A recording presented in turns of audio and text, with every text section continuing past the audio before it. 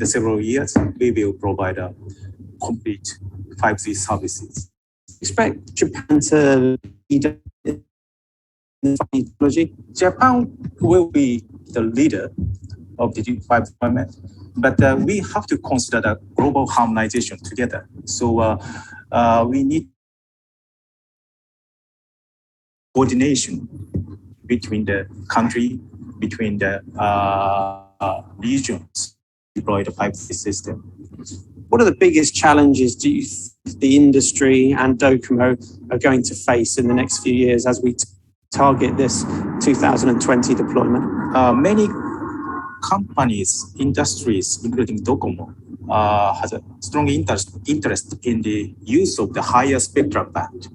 And that was not used for the mobile cellular system so far. And from technical point of view, use of the higher spectrum band for cellular system, that's one of the challenges, I think. And also harmonization, technical harmonization, that should be, and the spectrum harmonization, that's also a very important challenges. We have already deployed the 3G, 4G systems, and we know that ecosystems among the whole industry is very, very important in terms of the interoperability and procurement of the systems and so on. Mr. Nakamura, thank you very much for your insights on 5G. Thank you. Thank you.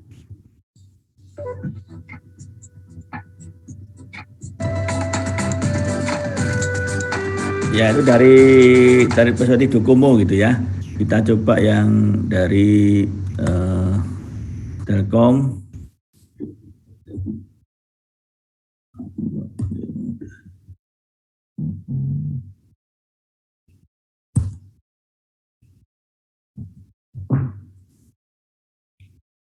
Maaf nih.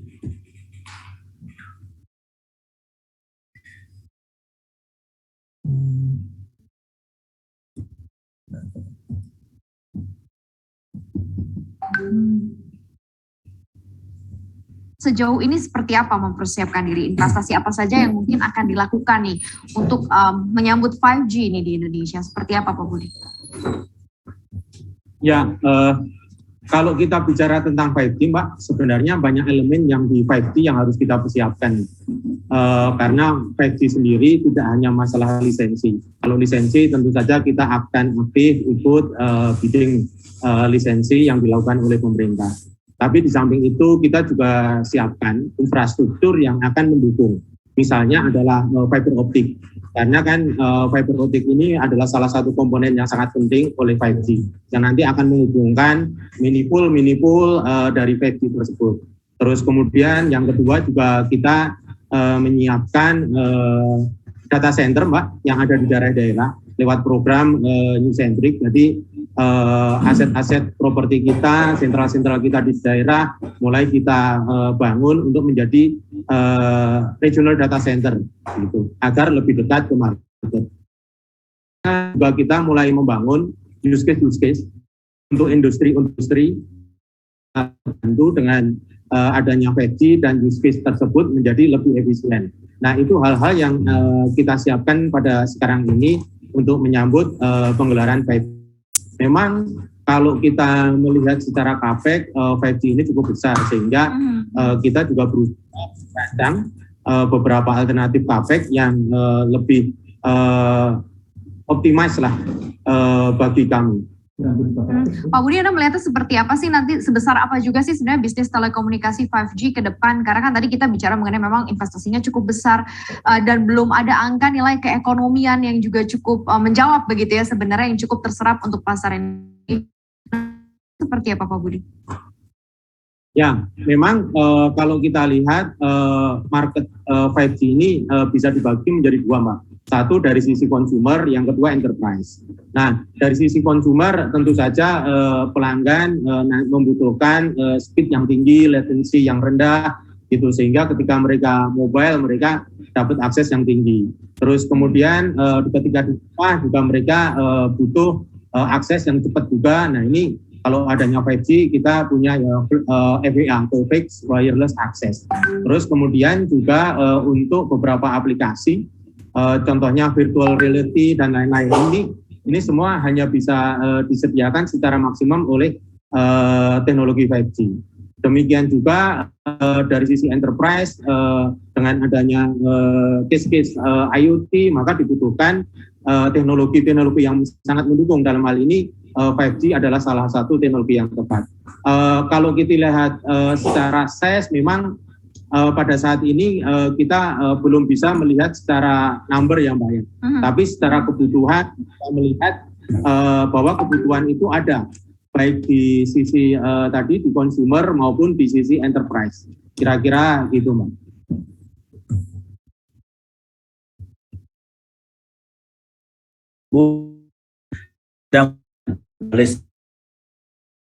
Pak Budi, salah satu direktur Telkom gitu ya, beliau menyampaikan bahwa memang dengan adanya 5G itu membuka peluang baru dan kebutuhan baru terutama infrastruktur fiber optik. Karena 5G ini kan selnya jauh lebih kecil dibandingkan dengan 3G atau 4G, sehingga kebutuhan fiber optiknya juga lebih,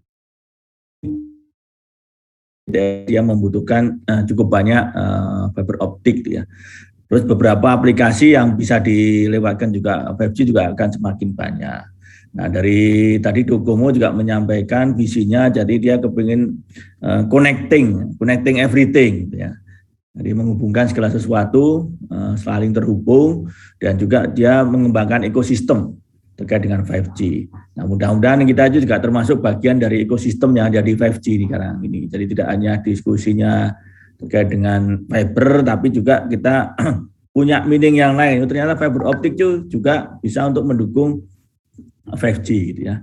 Jadi kalau kita melihat evolusinya, jadi kita sudah banyak kenal lah. Dulu ada first G, muncul 3G, 4G dengan 5G. Masing-masing tiap generasi punya karakteristik ya sendiri-sendiri gitu ya. Sehingga bisa diambil dari beberapa kesimpulan. Mungkin dengan era 4G muncul video streaming ya, 3G, 4G ya, ada muncul GPS sehingga muncul industri. Contohnya ada Gojek gitu ya. Jadi kalau saat 2G belum bisa Gojek itu muncul ya. Artinya belum mendukung. Nah, begitu munculnya teknologi 3G, 4G muncul Uber, muncul namanya Grab gitu ya. Nah, mungkin di industri 5G pasti akan muncul seperti itu. Bisnis-bisnis yang kali tidak kita kenal sebelumnya. Tiba-tiba muncul apa gitu yang mendisrupt dari company atau teknologi sebelumnya. Nah, ini yang perlu kita hati-hati terhadap teknologi ini. Nah, dengan adanya 5G ini memang ada beberapa fitur ya. Dari sisi volume datanya lebih tinggi, terus connected device-nya juga lebih banyak, latensinya juga lebih rendah, ya. Kemudian end user data rate-nya juga lebih tinggi. Sehingga tadi Pak Budi menyampaikan memang ada peluang implementasi 5G untuk FWA, Fixed Wireless Access gitu ya. Seperti sekarang itu ada Orbit gitu ya, tapi jauh lebih tinggi.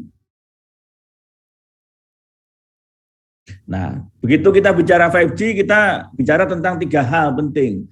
Yang pertama adalah Enhanced Mobile Broadband. Jadi kecepatannya bisa sampai 20 giga gitu ya. Nah, ini spektrum frekuensi yang disediakan oleh pemerintah gitu ya. Kemudian aplikasi-aplikasi yang memang membutuhkan latensi yang sangat rendah. Ini nanti bisa aplikasi semacam IoT untuk katakanlah untuk gerbang tol misalkan. Nah, itu kalau latensinya tinggi, mobilnya keburu nabrak dulu.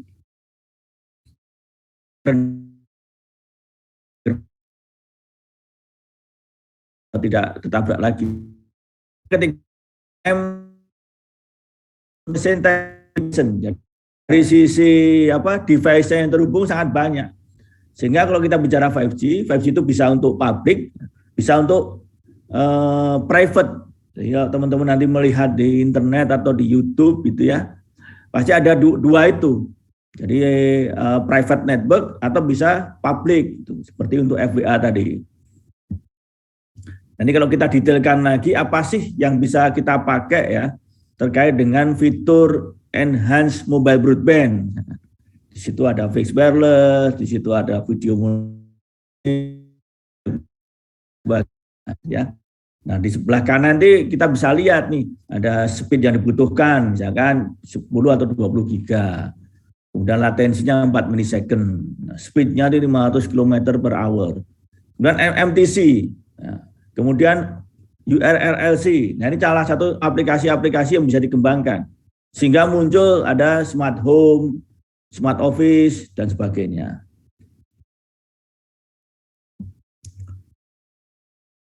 Ini kalau kita lihat lagi gitu ya, dari karakteristik antara 3G, 4G, 5G, nah dari data bandwidth-nya juga tinggi gitu ya. Kemudian standarnya juga sudah banyak yang mendukung, baik Eropa atau Amerika. Kemudian teknologinya juga sudah IP based. Kemudian servisnya juga lebih variabel gitu ya.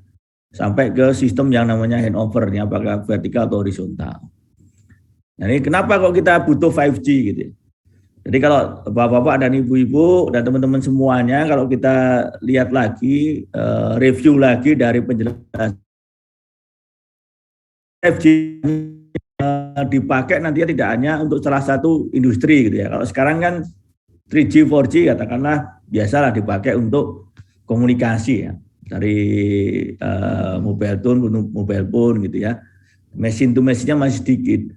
Nah, nanti kalau yang 5G ini sudah pakai untuk FWA juga iya, kemudian untuk karakter industri tertentu juga iya gitu kan.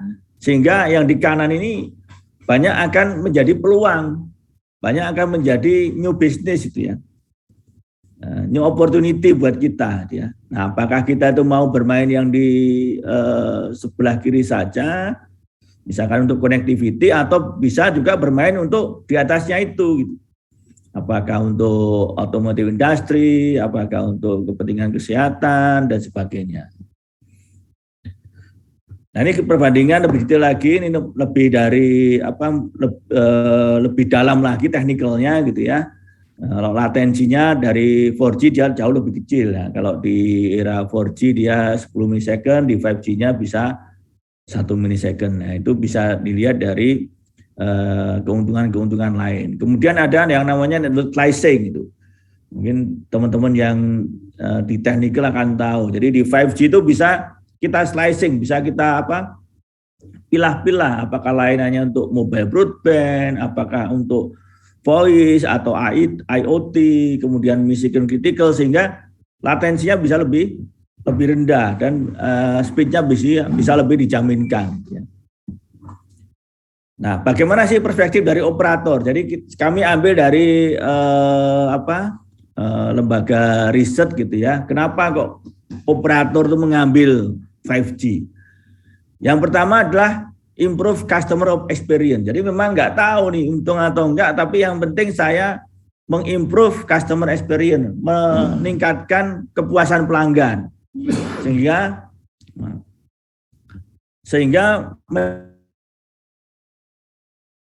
di era 3G juga sama. Kalau Telkomsel misalkan atau salah satu operator tidak masuk ke 3G, ya pasti ditinggalkan customer. Nah, sekarang juga begitu operator tidak masuk ke 5G, ini handphone yang baru sudah 5G. Wah, ini buat apa nih? Pasti ditinggal dan akan masuk ke operator baru. Terus yang kedua adalah provide flexibility to support new revenue stream. Nah, ini biasalah. Begitu kita invest, kita juga kepingin dapat revenue, kepingin yang jadi bagaimana dengan adanya 5G ini kita juga bisa sharing gitu ya, bisa menurut atau OPEX yang biasa kita deliver ya. Di industri beda lagi, di industri tergantung industrinya, apakah dia itu termasuk otomotif ataukah public safety. Jadi masing-masing bisa memanfaatkan 5G dari perspektif yang berbeda-beda. Nah, ini kita lihat frekuensi 5G. Ini ada beberapa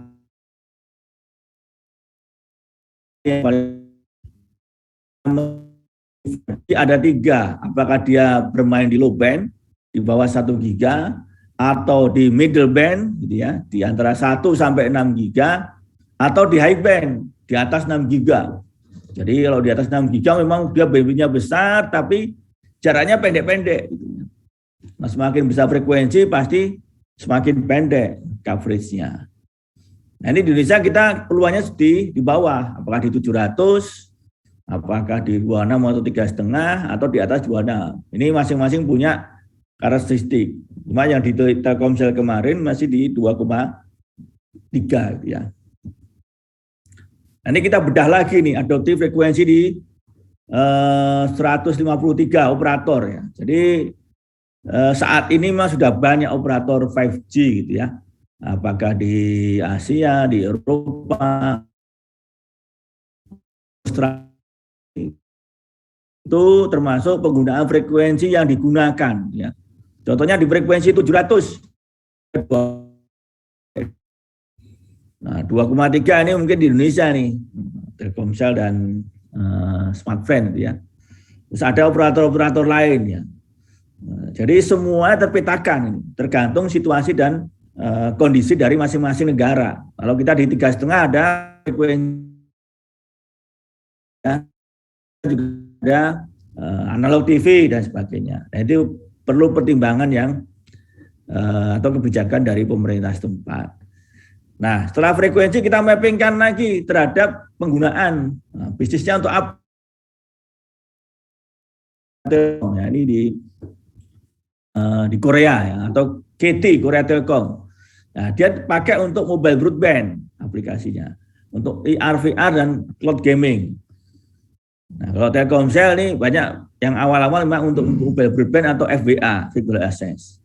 Nah, beda juga dengan kepentingan operator lain gitu ya. Apakah Verizon, AT&T dan sebagainya. Tergantung dari visi dan misi dari masing-masing company. Apa sih isu dari penggelaran 5G ini? Jadi memang kalau kita bicara teknologi baru pasti ada namanya kanibalisme potensi. Ya. Ini 4G belum balik, sudah mutasi 5G.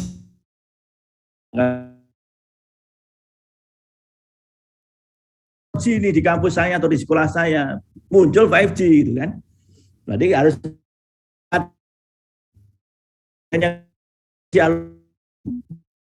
mana ini tergantung dari negara masing-masing. Nah, ini kalau untuk bisnismen yaitu unknown best fitted. Jadi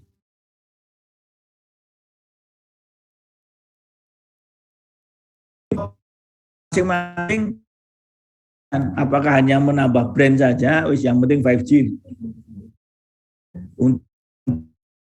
Bisa juga ya mungkin seluruh Indonesia gitu. Daerah 5G aja belum ada.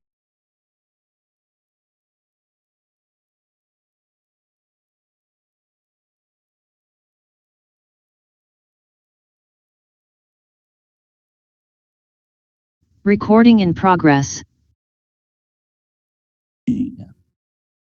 Kami apakah itu buat lembaga training, apakah buat di kampus gitu kan, atau mungkin di penyedia fiber optik atau penyedia apa sih?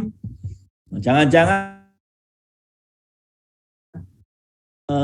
yang saat ini gitu ya untuk kepentingan economic scaling. Nah ini kalau kita sebagai operator gitu ya, kita harus nyewa frekuensi, satu sisi kita juga harus invest. Nah, economic of scaling itu kira-kira tercapai seberapa besar? Nah, ini perlu menjadi perhatian sama operation license. Jadi untuk frekuensi yang pas digunakan.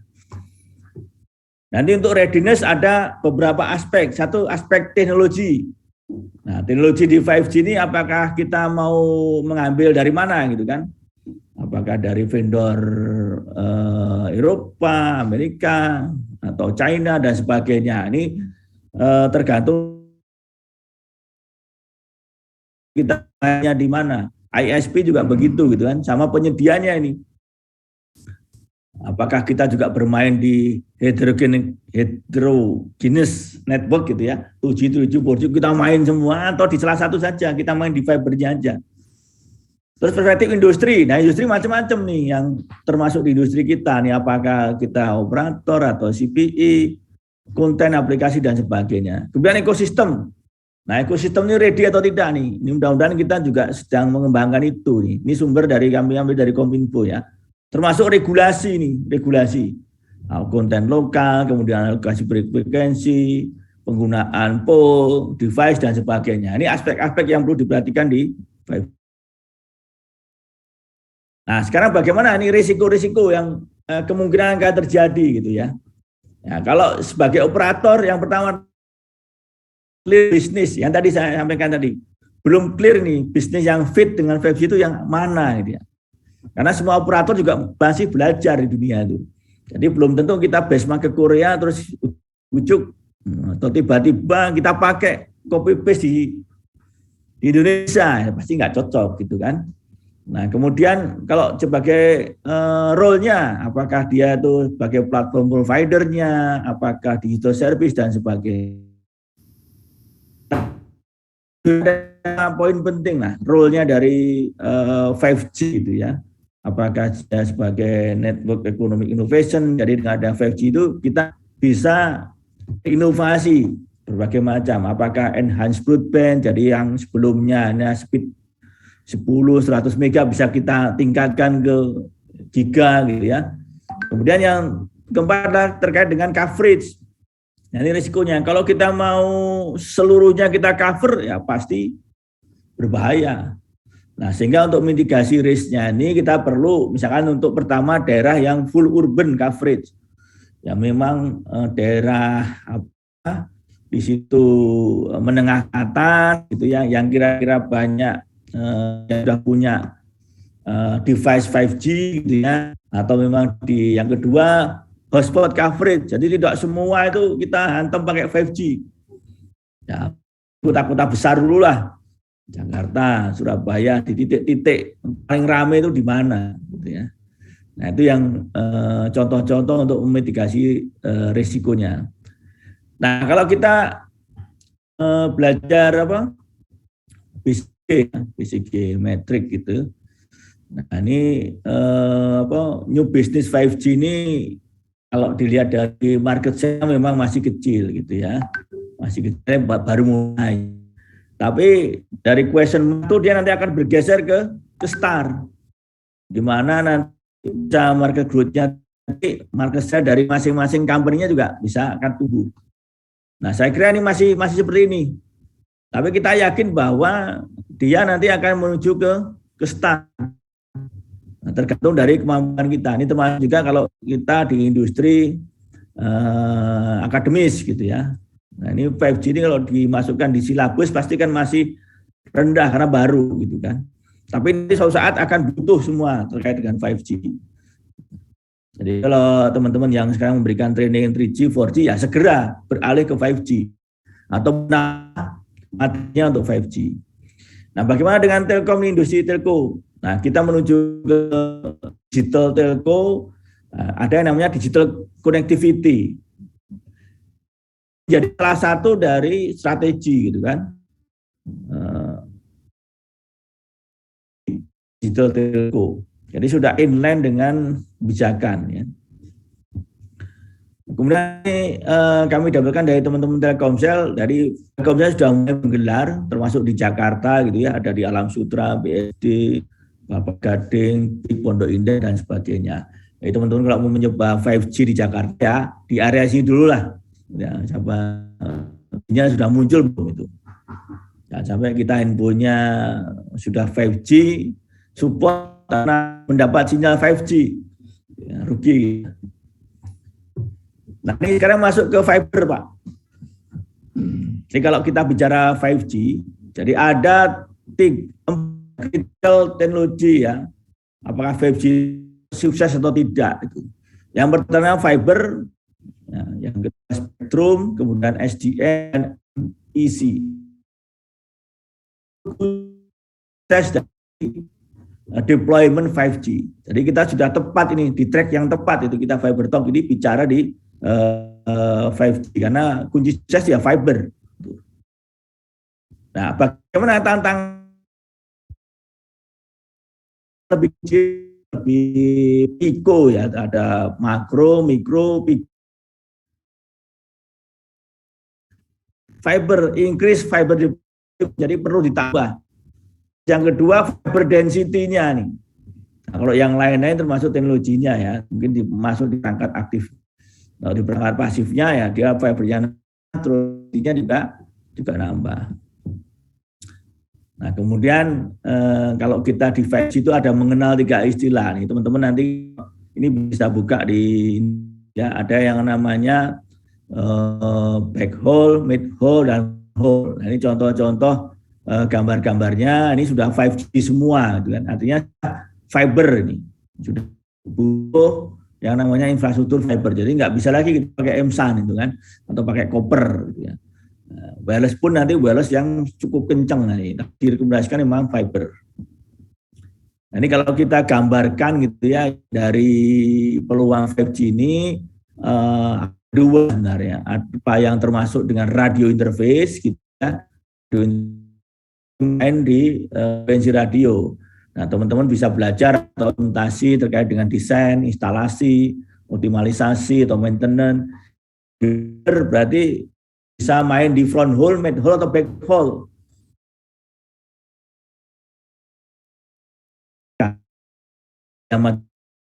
Bisa penyedia tools-nya, jasanya, training, 5G dan FTTX. Ini kami sampaikan kira-kira risiko-risikonya apa sih? Dari segi risiko strategis ya, adanya back gap kompetensi pasti ini. Dan teknologi baru jadi semuanya juga harus belajar gitu ya. Kemudian kalah bersaing dengan komputer lama. Nah, apalagi komputer lamanya aktif untuk belajar gitu ya. Nah, contoh pencegahan risikonya ya dengan sharing, konsistensi pembelajaran dan sebagainya. Kooperasi, tools alat kerja dengan standar.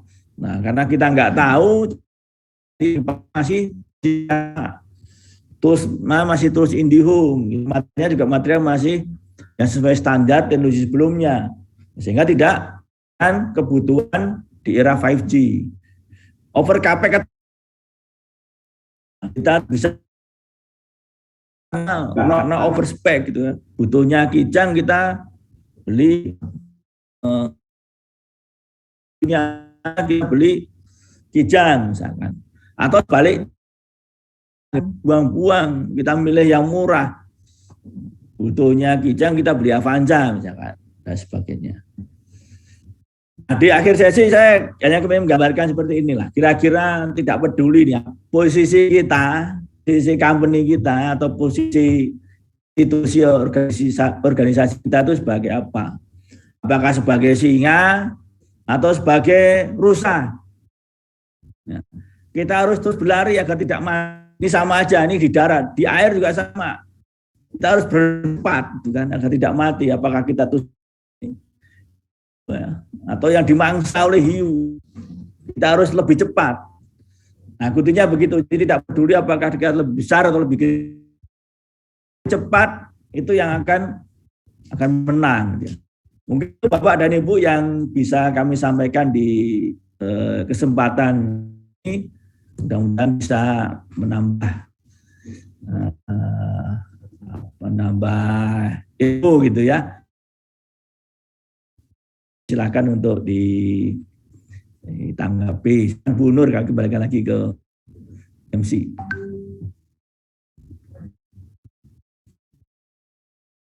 Baik, terima kasih Pak Gunadi atas sharingnya yang bagus sekali Pak. Ini sudah ada beberapa pertanyaan Pak di kolom chat. Mungkin yang pertama saya baca dulu Pak dari Bapak Francisco Suarez. Fiber optik dan 5G beroperasi di Indonesia. Kalau di pendidikan dengan siswa di atas 2000-an, apa rekomendasinya untuk kami dari segi harga dan persyaratan lain yang harus dimiliki bagi kami di Flores? Silakan Pak Gunadi.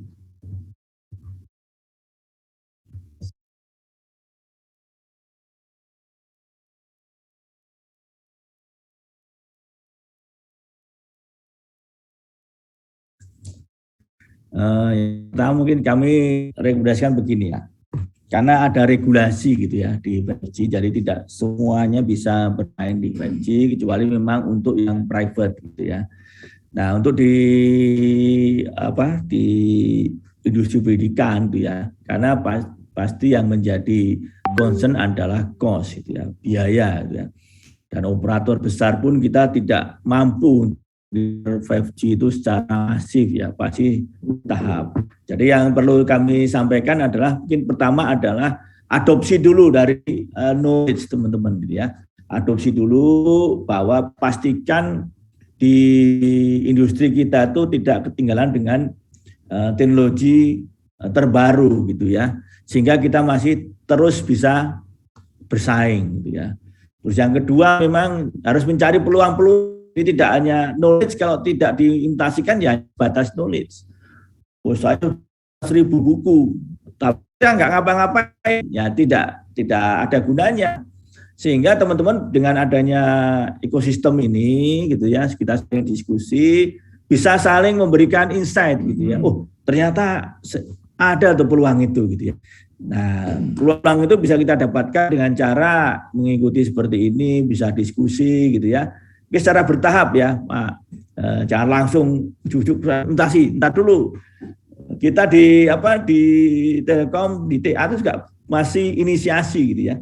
Ya, kita masih mencoba di beberapa lab di spot-spot tertentu. Nah, mungkin ada baiknya kalau mau mengadopsi benchmark saja, melihat dulu yang ada. Bisa aja teman-teman bisa berkunjung ke R&D gitu ya, R&D nanti bisa melihat oh ternyata 5G itu kayak gini loh barangnya. Gitu ya. Detailnya kayak gini. Kalau untuk aplikasi itu seperti ini ya peluangnya gitu ya. Nah, mungkin kalau dengan operator-operator lain atau industri yang lain bisa test dulu lah. Gitu jawaban saya kira. Terima kasih. Terima kasih Pak Gunadi. Pertanyaan selanjutnya nih Pak, dari Bapak Yanwar Lutfi.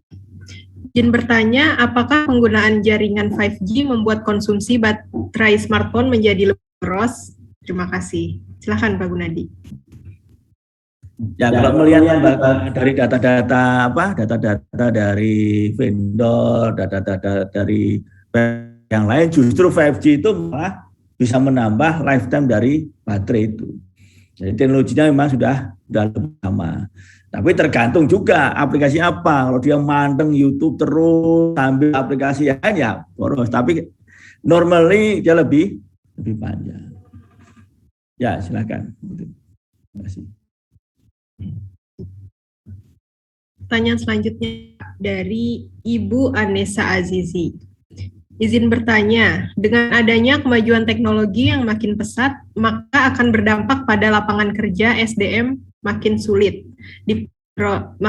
diperoleh akibat munculnya teknologi AI. Pekerjaan akan dialihkan dengan mesin. Sehingga bagaimana cara mengatasi hal tersebut agar SDM tetap stabil dalam lapangan kerja dan tidak tergantikan oleh teknologi? Terima kasih. Silakan dijawab, Pak. Terima kasih. Jadi memang dengan munculnya teknologi baru pasti akan mengurangi pekerjaan-pekerjaan yang sifatnya memang bisa digantikan dengan sesuatu atau mesin atau apapun gitu ya. Dulu orang sebelum muncul mesin cuci gitu ya, nah, itu manual. Nah, ada mesin cuci jadi tergantikan di situ. Tapi kan tidak berarti peluang-peluang itu akan digantikan sekaligus. Jadi kalau kemarin saya juga presentasi kemarin itu di BPM juga di manajemen, ada pekerjaan-pekerjaan itu sekitar 80-an juta gitu akan hilang ya, dengan digitalisasi ini. Tapi muncul pekerjaan baru di atas 97 juta, gitu, hampir 100 juta. Nah, ini tergantung dari kita. Sehingga kompetensi-kompetensi yang dibutuhkan akan berubah dengan sekarang. Jadi yang kompetensi yang sifatnya clerical gitu ya, misalkan sekretaris, kemudian ada yang bank ini yang di depan itu kemudian penunggu tol itu kan tergantikan dengan teknologi. Tapi muncul teknologi yang bisa membuat pekerjaan-pekerjaan baru. Contohnya dulu ini contoh yang gampang yang bisa kita lihat lah, dengan era 4G, 3G, 4G muncul peluang untuk menjadi pengemudi Gojek. Jadi kalau nggak ada Gojek, kita harus menyediakan lapangan kerja sekian ratus ribu gitu ya. Ini siapa yang bisa gitu kan? Di situ ada Gojek, ada Grab dan macam-macam. Sekarang Shopee juga GoFood. Nah, artinya peluangnya sangat tinggi gitu ya. Nah, sehingga jangan khawatir teman-teman ya dengan muncul perubahan teknologi. Nah, tergantung mindset kita, apakah itu sebagai halangan atau sebagai peluang. Nah, dengan muncul teknologi baru itu memang kita perlu kompetensi baru, misalkan creativity. Jadi creativity itu menjadi nomor 1 gitu ya, creativity, kemudian problem solving, innovation gitu. Jadi kompetensi yang sangat urgent sekarang ini. Nah, nanti ada ada khusus ya, materi kemarin itu memang perlu nih teman-teman perlu ketahui ya kompetensi-kompetensi yang dibutuhkan di tahun ini dan tahun 2022 itu seperti apa. Nah mungkin itu, jadi jangan kita anggap misalnya dengan 5G terus kita khawatir, jangan. Justru kita mengambil peluangnya apa. Saya harus upgrade, tapi teman-teman nggak mau upgrade, ya nggak bisa. Pasti ditinggal gitu kan. Contohnya gampang misalnya itu Gojek lah. Gojek dia kalau nggak mau upgrade gitu ya, nggak mau online, ya dia harus mangkal di situ aja. Tapi kalau mau berubah, bahkan emak-emak pun bisa gitu kan. Jadi supir Gojek ya, untuk mengantar food, hanya GoFood itu bisa. Nah teman-teman juga begitu. Nah kita harus ada willing untuk selalu belajar gitu. Sehingga kompetensi teknologi gitu ya, baik kompetensi personil, kompetensi organisasi itu dengan kebutuhan zamannya gitu. Mungkin itu. Terima kasih. Baik, terima kasih. Kita lanjut ke pertanyaan selanjutnya. Ini ada dari Maison. Gimana peran Telkom Akses dalam menghadapi perkembangan 5G? Silakan Pak Gunadi dijawab.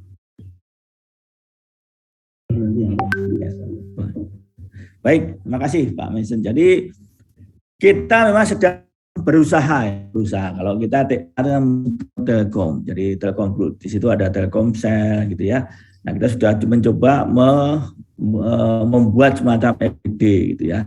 Ini terkait dengan 5G. Jadi bagaimana kita mensupport ya, menyiapkan fiber optik tadi, seperti yang Karisa tadi kan kunci suksesnya 5G itu ada di FO. Jadi kita berusaha menjaminkan fitur fiber optik yang kita deliver untuk Telkomsel, untuk Telkom Group itu ya, memang standar. Namanya kita menyiapkan nih dari sisi SDM-nya, kita sudah mulai inisiasi, memberikan training gitu ya, mencoba standarisasi, baik itu standarisasi material FO-nya, kita akan membuat standarisasi untuk toolsnya seperti apa, sehingga pasukan dan senjatanya sesuai gitu. Jangan sampai nanti kita tempur di bawah laut, yang di bawah beda, seperti naik gunung. Harusnya kan sediain kaki kata, ada kacamata renang misalkan seperti itu. Nah, meet dengan kebutuhan. Mungkin itu Pak. Oke, baik. Lanjut ke pertanyaan selanjutnya Pak, dari Ibu Vanda Susana. Pak Gunadi, di mana kami melihat aplikasi atau prototipe 5G? Oh ya, sekarang ini memang di kami Telkom Akses belum ada gitu ya. Bapak dan Ibu nanti bisa lihat di Telkom R&D di Bandung. Gitu. Nah, nanti kumpulin organize tuh dengan DDB ya, R&D untuk melihat supaya kita juga tahu gitu ya perangkat 5G-nya itu seperti apa. Tapi yang kemarin saya konfirmasikan ke mereka yang di R&D sementara ini masih indoor dulu gitu ya. Tapi tidak apa-apa pembelajaran kita semua dia. Sampai kita masih terbayang-bayang saja pada kayak apa sih. BTS-nya udah kecil-kecil gitu. Jadi bisa memanfaatkan pool-pool yang di yang telepon ya, mungkin tingginya juga harus disesuaikan sedikit gitu ya. Termasuk supply untuk listriknya dan sebagainya. Baik, Mungkin 2 pertanyaan lagi mengingat waktunya sudah habis. Baik, Pak, selanjutnya dari Ibu Nung Nurhayati, izin bertanya, apakah 5G mendukung OLTE? Terus kalau 4G katanya semakin banyak device bocor, kualitas, apakah 5G juga seperti itu? Terima kasih. Jadi memang kalau kita bicara di teknologi wireless gitu ya, kan satu BTS misalnya frekuensi A gitu ya, budgetnya sekian. Semakin banyak device ya, semakin banyak pelanggan. Kalau di 3G ya pelanggan ya, apa dipegang oleh orang. Tapi kalau 5G kan sudah mesin ya, mesin tuh bisa komunikasi juga BTS-nya 5G. Jadi otomatis semakin aplikasi, semakin banyak device atau user BTS itu akan berani juga. Jadi semakin tuh ya. Kalau teman-teman sekarang langganan IndiHome 20 mega, dulu sebelum ada WFH masih aman-amannya aja. Belum ada istilahnya learning from home masih aman-aman. Tapi begitu muncul istilah WFH, learning from home, semua ada di rumah. Dan semua tersambung ke video gitu kan, apakah itu Webex, apakah itu lewat Zoom seperti sekarang ini, atau ada yang akses YouTube, otomatis kan terbani.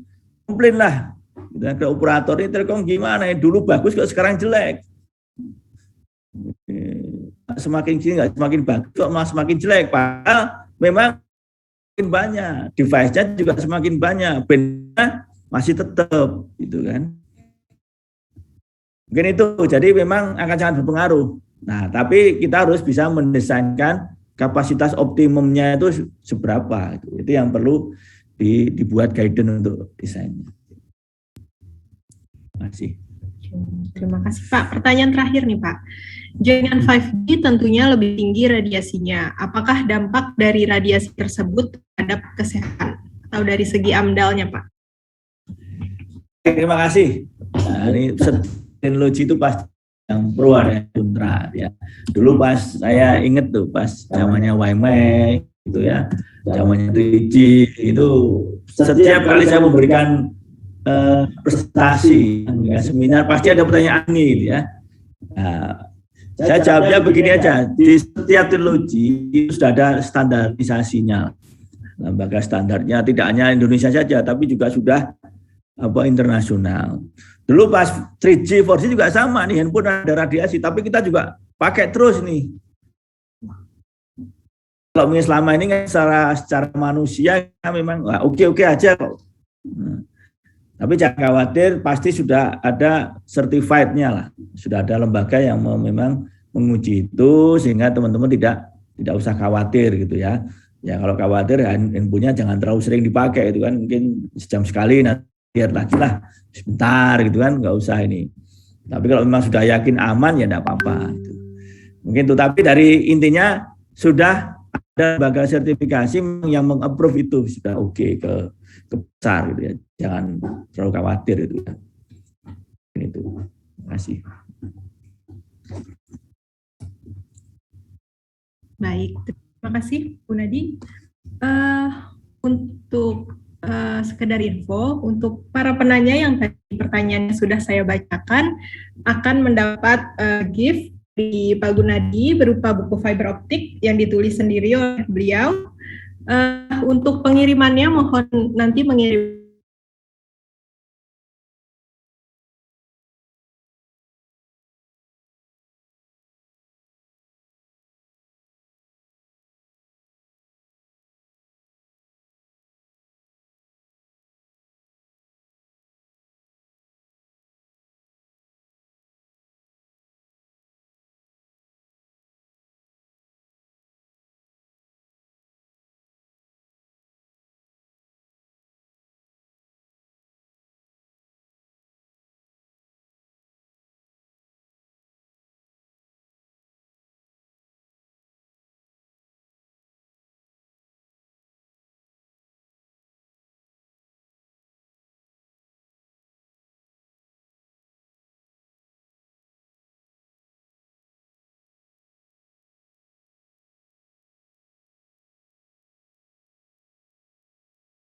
Recording in progress.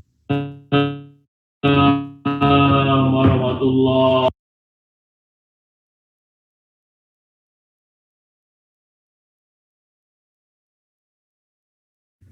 Baik, Bapak dan Ibu, mohon izin, terima kasih atas partisipasinya.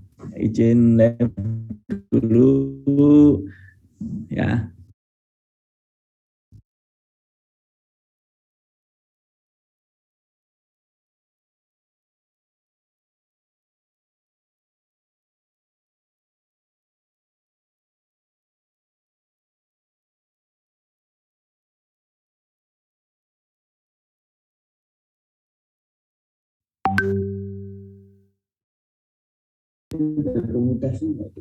Untuk permintaan materi mungkin nanti yang sudah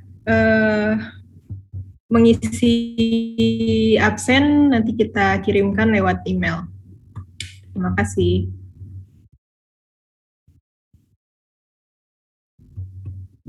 Tapi pas mau